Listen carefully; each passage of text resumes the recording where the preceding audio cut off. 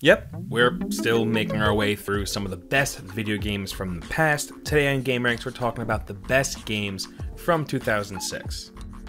Starting off at number 10, Dead Rising is a really interesting one because for the time it was a pretty unique take on zombie games and kind of something unique altogether. First off, there's the gameplay. Being able to pretty much grab anything you could find and use it as a weapon was a lot of fun, whether it was a baseball bat, a gun, or an apple. Anything could be used to take out zombies, with some being way more effective than others. Also, Dead Rising allowed for a ton of zombies to be on screen all at once, like hundreds, all of them wanting to eat your brains specifically. Then there was also the setting, which was a shopping mall, which of course makes you think of Dawn of the Dead because, you know, malls, and because you were in a mall, the environments would change up from shop to shop, as did the costumes and weapons that you could find. The weirdest part was definitely the 72-hour mode, which was how you had to play the game the first time you jumped in. So the whole first run of the campaign was timed, which was kind of annoying because there was a good amount of side missions and other stuff to see. I don't know, man, there's a lot to this one, mostly good stuff, and I still think that this is the best Dead Rising out of all of them. Next up, at number 9, we have Bully, a super weird and unique game from Rockstar. Of course, it's Rockstar that decides to make a game about some kid going to school and taking down all of the bullies. Rockstar did a pretty decent job of recreating the life of a student. You go to classes, you can leave campus and get a job, you can get into fights with other students, and of course it wouldn't be a Rockstar game without silly mini-games. Similar to GTA, Rockstar really took the time to flesh out this world and also fill it with unique and recognizable characters. It's pretty much a not M-rated, smaller scale Grand Theft Auto. This comes after a bunch of violent games from Rockstar, all of the GTA games up to San Andreas, Manhunt, The Warriors, so it was cool to see Rockstar not go all out violent with one of their games, at least a game like this. Bully is one of those games where people have been hoping to get a sequel forever now, and honestly at this point I don't know how likely that is, but imagine Bully 2 like now, running on the Red Dead 2 engine. I think that would be awesome and would really stand out from a lot of these other video games that we have today. At number 8, okay, so yeah, there are a lot of Super Mario games, but after Super Mario 64 came out, everything sort of shifted to that new 3D platforming style for the most part, and it left that sweet 2D formula in the dust, which was a huge bummer. That's why we love New Super Mario Bros. So much. Dropping for the DS in 2006, it brought back everything we loved about those old 2D Super Mario games while adapting it for modern players. Across 8 worlds, you'd be introduced to some of that classic 2D level craftsmanship that really put Nintendo on the map all those years ago, and they even went as far as to introduce new power-ups like the Blue Koopa Shell, as well as the size-altering Mini Mushroom and Mega Mushrooms, which would drastically change the way you would interact with the world. And seeing the levels built with that in mind was really fun. The game also had a multiplayer mode that would put 2 players against each other as Mario and Luigi in a race to collect the most stars, but you could also mess with each other and steal stars by attacking each other, and it was just straight up a ton of fun. Moving on to number 7, we're talking about Hitman Blood Money. Definitely one of the better Hitman games, if I do say so myself. Blood Money made some cool changes to the gameplay and also added some quality of life stuff, like now you were able to climb over obstacles, which seems like a small thing, but it's a very big deal. Remember when PUBG added it? Game changer, but yeah, wrong game. You were also able to dispose of bodies, upgrade your weapons, and you could use NPCs as human shields, and this is where you could start to make your assassinations look like accidents. Blood Money also has the best Hitman level ever. Remember the neighborhood level where the New Life mission takes place? You know, the one where you could dress up as a hired clown, attend a backyard party, and then strangle a man in a bathroom. Yeah, exactly. I don't really have to say anything else, I think. And at number 6, Okami is one that was easy to fly under a lot of people's radar, what with it releasing mere months before the PlayStation 3 and all, but even with all that stacked against it, it still stood out as one of the best games of that year. Based heavily in Japanese folklore, the game throws you right into the role of Amaterasu, which I probably butchered and I don't care, goddess of the sun who takes the form of a white wolf. After a foolish warrior frees a previously sealed 8-headed demon, Orochi, and it's your job to stop that demon and remove the curse that covers the land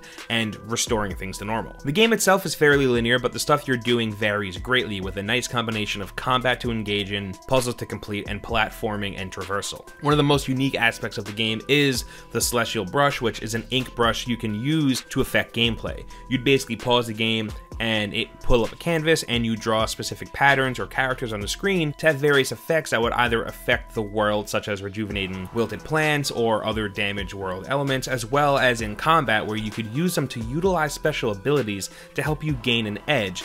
It was really, really cool, and the whole game is done in this beautiful watercolor style that looks like an animated Japanese ink illustration, and it still looks great to this day, even on original hardware.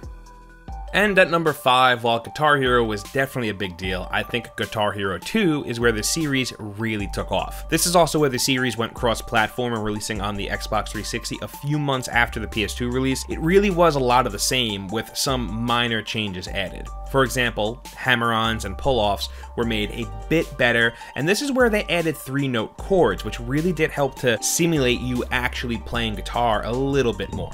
I also think that Guitar Hero 2 has the best soundtrack out of all the games. Search and Destroy by the Stooges, Institutionalized by Suicidal Tendencies, War Pigs by Black Sabbath. Come on. Yeah, most of the songs were covers recorded for the game, but who cares? Search and Destroy is still the best Guitar Hero song ever, and it lives right here in Guitar Hero 2. Honestly, who even needs Dragon Force? Moving on to number 4, Final Fantasy XII is a beloved and underrated Final Fantasy game. It had big shoes to fill after Final Fantasy X, and many JRPG fans will tell you it succeeded, most notably in the new battle system and its interesting tweaks to familiar formulas, as well as some great world building. Even still, 12 isn't brought up in conversations enough, and that's a shame. There is a remastered version on all major consoles that released a few years back, and this adventure is totally worth revisiting or experiencing for the first time. Coming down to number 3, we have Elder Scrolls IV Oblivion. Man, where do you even get started with this one? For me, I think this was one of the first games to show me what a big, open, living world could look and feel like in a video game. At the time, I had seen nothing like it. There was just so much to do and so many places to go. If you wanted to focus on the main quest line and just do that, you could, but if you wanted to take your time and see everything the game had to offer and push the main quest to the side completely, you could do that also. Between side quests, guilds, dungeons, caves, and everything else out in the world, there were hours for you to waste in Oblivion. Actually, waste is the wrong word, and invest is more fitting. Because dumping hours into this game wasn't a waste of time. You were investing in your character, leveling them up, hunting down Daedric artifacts, trying to beat Umbra and get that dope sword. Obviously, all these things were put into the game by the devs, but it still felt like you were creating your own adventure. I still have that shot of you leaving the sewers and coming out into this big, beautiful, colorful world etched into my brain, and honestly, I don't think that image will ever leave. This game was and still is, in my eyes at least, magical. Moving on to number 2, we have Gears of War. Ah, yes, the first Gears of War, before the Coalition took over with Gears 4. This was actually developed by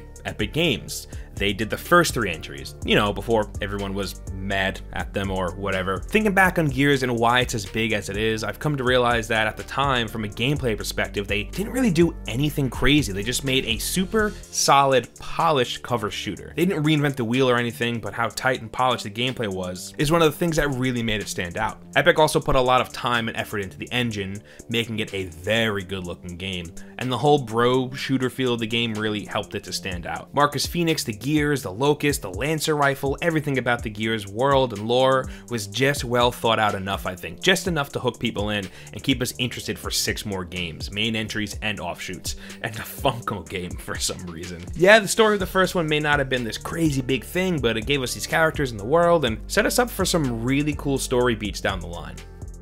Finally, at number 1, we have Legend of Zelda Twilight Princess. Look, if a mainline Zelda game came out in any given year, that's a pretty good chance that it's going to be ranked as one of the best games. With a few exceptions, they scream quality, and that was definitely still the case when Twilight Princess released in 2006. For many, the dark and more realistic art style was welcomed with open arms after the fantastic, albeit highly divisive, cel-shaded art style of the series' previous console entry, Wind Waker. Art style aside, however, you've got a classic Zelda game as far as structure and gameplay are concerned. You'll travel across the overworld to complete a series of 9 dungeons, battling enemies, collecting items, and solving puzzles along the way. Twilight Princess is notable for doing one of our all-time favorite Legend of Zelda things, having 2 parallel worlds for you to go between and explore. Rather than a light and dark world like in A Link to the Past or something like that, you get to explore the Twilight realm, avoid corrupting Hyrule, which you're able to initially gain access to when Link transforms into his new wolf form. It was a real return to formula for the franchise, and while the series continued to evolve in terms of art direction and gameplay mechanics as it moved forward, Twilight Princess was exactly what a lot of fans wanted at the time, and like most Legend of Zelda games, still holds up today, so we wanted to give it its due here. Before we go, we have some quick bonuses for you. First up, we have Fight Night Round 3, which, besides Ready to Rumble, is the only boxing game I've ever gotten into. Remember how well it controlled? You use the thumbsticks to control your punches? Oh, so good. And finally, we have Tom Clancy's Ghost Recon Advanced Warfighter, which is not only a mouthful, but a very good game. This was a big shakeup for the series, and you got access to a bunch of cool tech. The story was actually surprisingly good for a game like this. The multiplayer was a blast, and it controlled very well. And those are some of the best games from 2006, but we want to hear from you, so meet us down in the comments and let us know what you think. As I'm sure you already know, hitting that like button really helps us out, and if you're new here, subscribing is a good idea because we put out videos like this every single day. As always, thank you for stopping by and hanging out with us. We really appreciate it, and we'll see you next time right here on gameranx.